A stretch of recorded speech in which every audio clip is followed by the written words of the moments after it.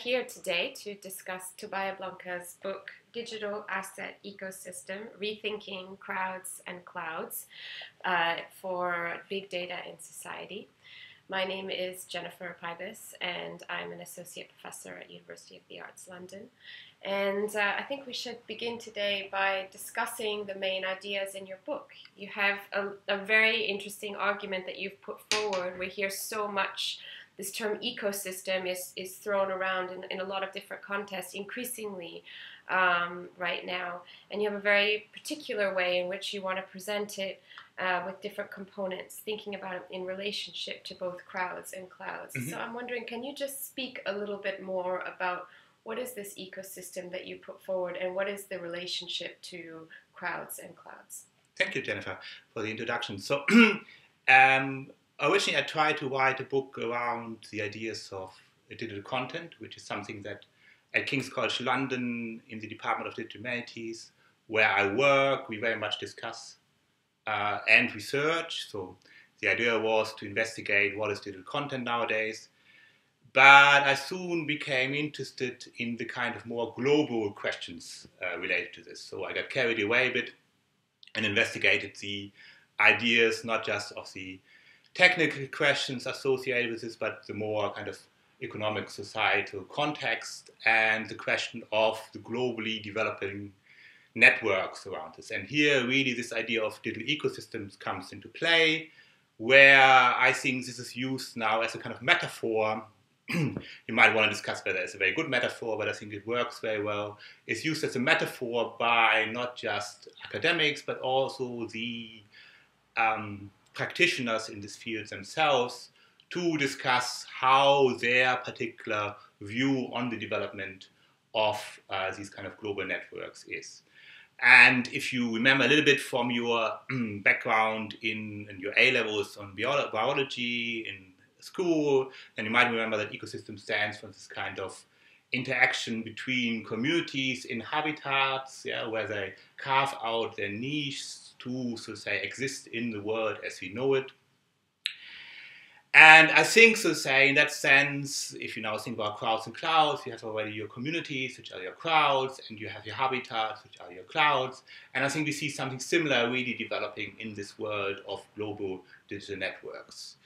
So I try to investigate this. I try to look into what the importance is of digital content in this field, which I think plays a much more important role than people often associate. I think we are really in a time where data has taken over from, so to say, algorithms as the main focus point of kind of global technical and also related economic developments. And at the same time, the ecosystems concept is also used to describe this kind of attempt to enclose a space on this global network. That's the internet. The internet was, of course, originally created as a kind of means of scholarly communications and as open as possible. So the challenge was always how to make money out of this space. Mm-hmm. And I think the ecosystems were developed in a way to enclose a space on the internet, on the web, using the same kind of standards and methodologies of the web to enclose the space to make money out of it. So we see really a kind of battle going on between the major global companies in this field, Microsoft, Facebook, Apple, Amazon, Google, and so on, to put people into their own ecosystems. So, and it's been nicely described by various people. Some people accuse, for instance, Facebook of creating online gated communities. And other people, so say, talk about Apple's idea of reinventing this cloud concept as something that basically allows you to distribute media across various Apple devices rather than an open cloud system. So this is where these ideas of ecosystems play in. So on the one hand side, it describes this kind of network of networks that we are seeing on a global scale. And on the other hand, it describes, which is very much the idea of openness. On the other hand, it describes this idea of closure in this space, where mainly the focus is on how to make money out of this. And if you allow me to say, so then I wrote basically 5 chapters in this book, plus the introduction and conclusion. Now the first chapter discusses the kind of underlying concepts and ideas behind digital asset ecosystems, so the concept of digital assets, which are digital objects with value and the various dimensions of value that you can associate with that, and digital ecosystems that I just described. The second chapter looks into what are the underlying technologies and methodologies, because I always think that in our field where you investigate the wider digital world, you need to have at least a kind of more advanced understanding of the technologies that are going on, because otherwise I think you cannot really analyze it. And then I'll go really into the detailed questions here. So where we would look into, first of all, openness and closeness in the third chapter. So what does it mean? And then in the fourth chapter, we look into big data, as I think is a debate that's very much related to this development of these digital ecosystems that have been created, in my opinion, because of big data. Yeah, and in the final chapter, then I look into the questions of the political and social economic foundations of the whole system. Yeah. Well, I think that's a good place to kind of ask another question, which is in relationship to big data and the crowd and the cloud within the ecosystem. You do a really good job pitting Apple versus Amazon against one another. These are two different examples of closed systems, and yet clearly Amazon is a slightly more open database system. If you could maybe explain a little bit more in terms of how the data itself is becoming that asset which needs to be managed within those ecosystems, and just sort of bridge and help us understand the relationship between the ecosystem and big data. I mean, Amazon is a fascinating example, of course, because there are companies that started off as a kind of traditional book-selling company, and then they sold quickly other things, and only by accident almost they became a kind of larger platform provider, a larger IT provider. The whole idea of clouds goes back in many ways, in my opinion, to an Amazon idea of, I'm sure you know the story, they had all these computational resources available mainly for the peak periods of trading, which were around Christmas, and at some point they decided they can sell these computational resources outside of those periods to other people for them to use. And then they came up, based on research that people did into kind of networks, they came up with this idea of a commercial space called cloud, which is basically allowing you to flexibly pull in computational resources. They then followed in a way Apple, as everyone else, because Apple, of course, as you also know, I'm sure, was the first company that integrated software and hardware as a kind of global first company, maybe not, but the one that's the most memorable, and they became a hardware company too, and also software company, and they integrated software and hardware into a kind of global closed space. Yeah, so the whole idea of developing not just computers, but iPads, iPhones, and so on, all are part of this idea of basically making it a seamless experience, if you want to call it like this, to actually change your media objects between them. I think the other company that is there then maybe making it a stronger argument about openness itself is, of course, Google, yeah, so which is very much claiming that it is based on open standards and openness in this world. Now, I think there's, of course, often criticisms of this, because this might be a kind of idealized self-description, but at the same time, it's clearly, compared to Apple and also Amazon, they're clearly having more commitment to, let's say, open web standards.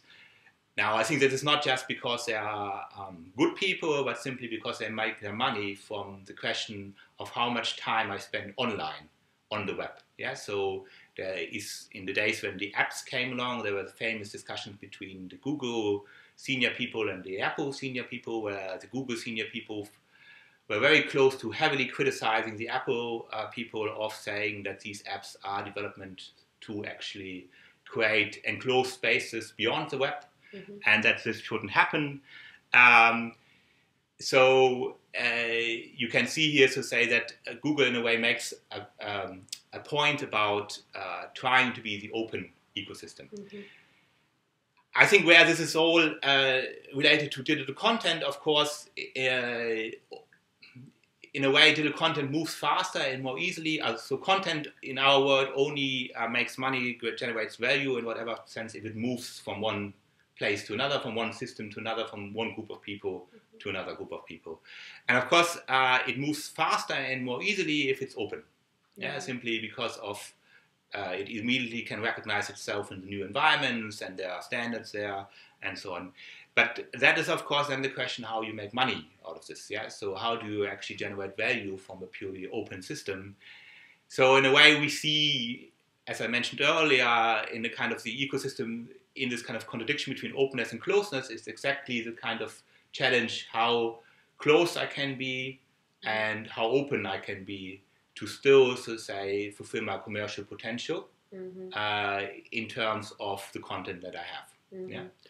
And in general, I think if you look at all these companies, Amazon and also particular Apple, the two that you mentioned, at the heart of their operations is a kind of large-scale digital content management system. iTunes is in a way nothing else but a large-scale digital asset management system that, so to say, tries to distribute the content across these various spaces that we just discussed. So do you think then, as people become increasingly aware of their own role within the production of value within that system, where if Google's mandate is to ensure that people are online as much as possible so that they can harvest that data, that is that going to impact a business model like Apple, which is so inherently closed, and B, how might that be impacted? And if you could speak a little bit more about the open ecosystem, and you use a lot of Tim Berners-Lee's work and start thinking about the semantic web.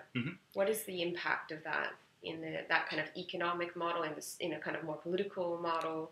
Yeah, I mean, I'm not sure who's going to win. I think we are witnessing this battle currently, and we can see it in every kind of dimension, from the patent wars that where we witnessed a couple of years back, to the kind of struggles around who builds the best search engine and therefore the entry point. So the attempt to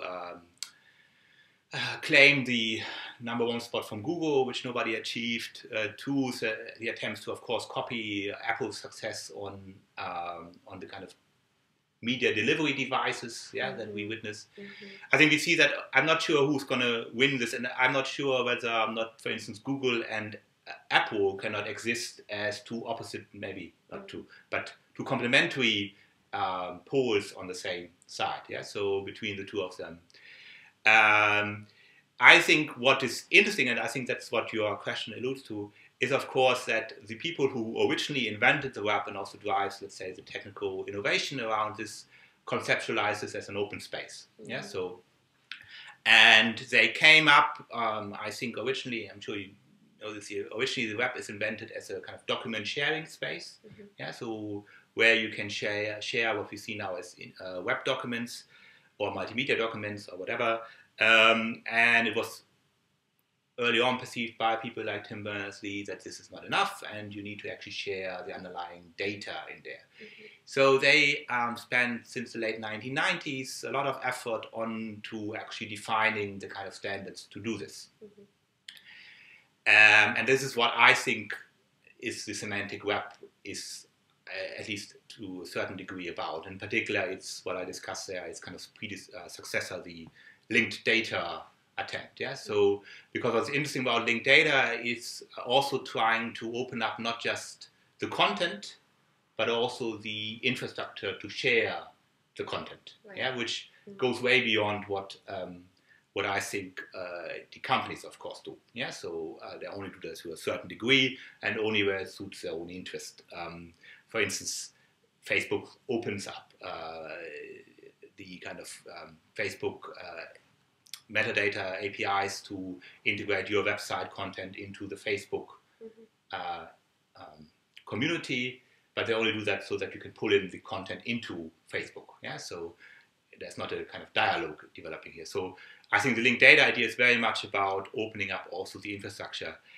And However, I think that has a certain limitation in itself because it requires a lot of technical and methodological expertise in applying those kind of complicated standards that are underlying this. Even if they're already simplified, it's still implying a lot of kind of expertise on that level. And that then, I learned this from Gerstein, who's a community informatics guy from Canada. He calls it effective use. Yeah, so it's not just about the use that I can theoretically make with all this open content, but also what people can really do with the content, because there's a means to actually exploit this kind of open content. And I think we see this, so to say, reflection on the challenges of openness now coming through in this debate on open data, open content, open source, and so on, which was, I think, in the last 10 years, often very much on the side of openness is wonderful, and there's some point behind it, but I think people get more and more critical and concerned on who can actually make use of this kind of open data, open sources, and so on.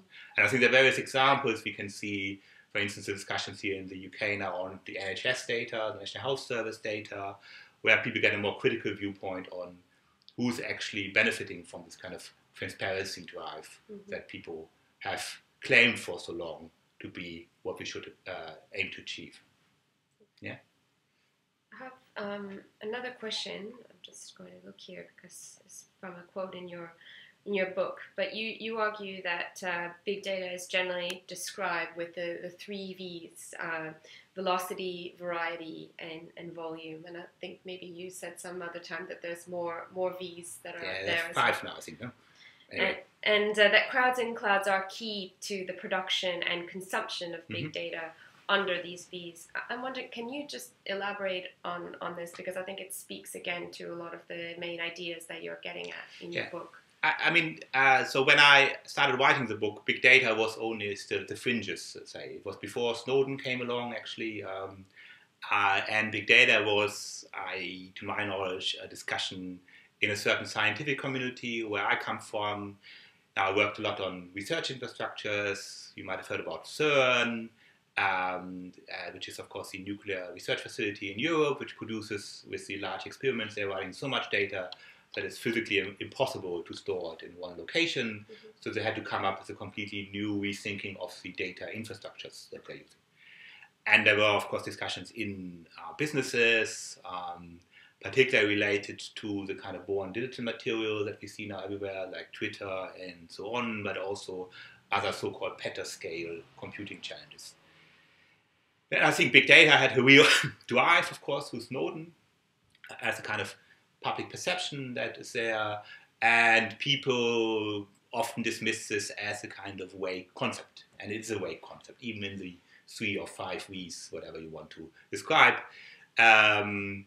And so in my book, I then, to say, try to contribute to this debate by looking a little bit more from a different perspective onto big data and how you might define it at least functionally. And in our, to say, previous academic discussions on big data, always people said that big data is, of course, relative. Yeah? So it's only as big as current computing infrastructures can deal with it. Yeah? So, and it's really this kind of boundary pushing argument, I think, that makes big data, that enables you to define actually what big data is. Yeah. So, and then it's, so to say, far less about the size. Yeah. So, but much more about how much it challenges current existing procedures of processing data. So this can be petascale computing, but this can be also highly complex material that are much smaller in that sense. Yeah. And the subtitle of my book is, of course, Rethinking Crowds and Clouds, because my idea is very much that these crowds and clouds, based on this kind of idea of ecosystems, define the underlying infrastructure of what, how the web currently processes content. So in a way, I think big data must be seen from how it pushes this kind of underlying infrastructure of crowds and clouds. And how, so to say, it does not only rely on algorithms anymore, but on the integration of human collective intelligence to actually process big data. And I think this is really where the real challenges come into play nowadays, in terms of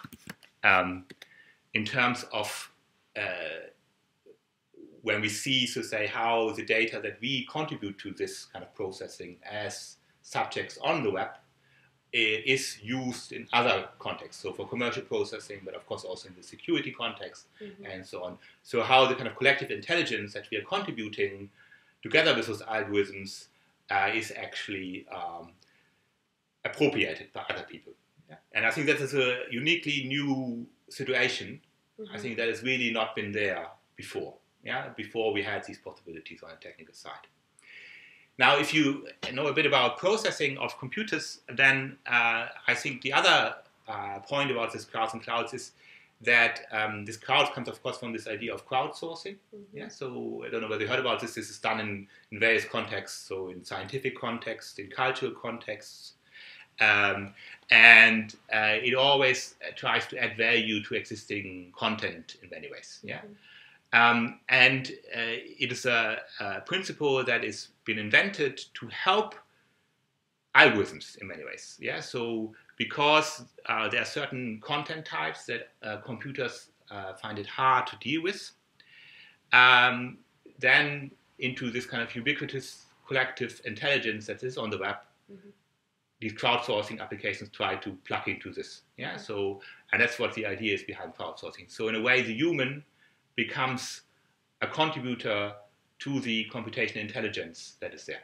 Yeah, so, and I think we can see this as a kind of global infrastructure developing around crowds and clouds. And big data is just the motivation to develop this kind of infrastructure because the scale of the challenge is so large that you cannot do it alone anymore with your own algorithms.